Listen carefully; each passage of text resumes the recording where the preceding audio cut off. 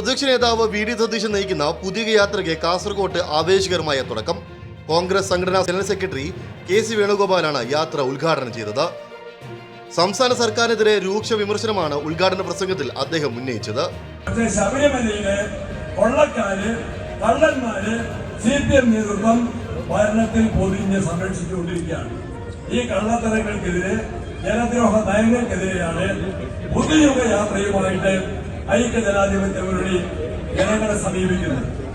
കേരളത്തിൽ കഴിഞ്ഞ 10 കൊല്ലമായി ജനം വീർപ്പുമുട്ടലാണെന്നും ഇത്രയും വലിയൊരു സർക്കാർ വിരുദ്ധ വികാരം ഉണ്ടായിട്ടില്ലെന്നും കെ സി വേണുഗോപാൽ പറഞ്ഞു.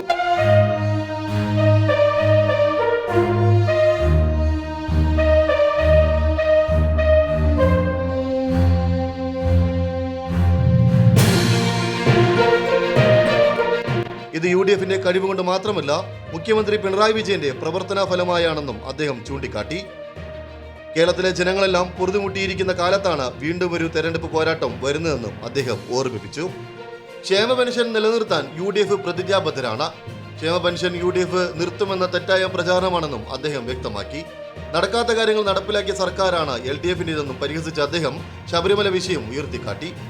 ശബരിമലയിലെ സ്വർണം കട്ടുകൊണ്ടുപോകുമെന്ന് ആരെങ്കിലും വിചാരിച്ചിരുന്നു എന്ന് ചോദിച്ച അദ്ദേഹം അമ്പലക്കള്ളന്മാരെ പിടിച്ച് അകത്തിടുക എന്നതാണ് UDFന്റെ ആദ്യ പരിഗണനയെന്നും കൂട്ടിച്ചേർത്തു. യാത്രയ്ക്ക് ആശംസകൾ നേർന്ന് PK കുഞ്ഞാലിക്കുട്ടിയും സർക്കാരിനെതിരെ ആഞ്ഞടിച്ചു. സെമി ഫൈനൽ ജയിച്ച UDF കപ്പും കൊണ്ടേ പോകൂ എന്നാണ് അദ്ദേഹം പറഞ്ഞത്. LDF ജാതിയെ സ്വീകരിക്കാൻ അതിഥി തൊഴിലാളികൾ മാത്രമാണുള്ളതെന്നും ശബരിമല സ്വർണ്ണക്കള്ള LDF ഒതുക്കി തീർക്കുകയാണെന്നും കുഞ്ഞാലിക്കുട്ടി ആരോപിച്ചു. കോൺഗ്രസിന്റെയും UDF ഘടകകക്ഷികളുടെയും പ്രമുഖ നേതാക്കളും ജാഥയിൽ വി ഡി സതീശനൊപ്പം അണിനിരന്നിട്ടുണ്ട്. യാത്ര വരും ദിവസങ്ങളിൽ മറ്റു ജില്ലയിലേക്ക് പ്രവേശിക്കും.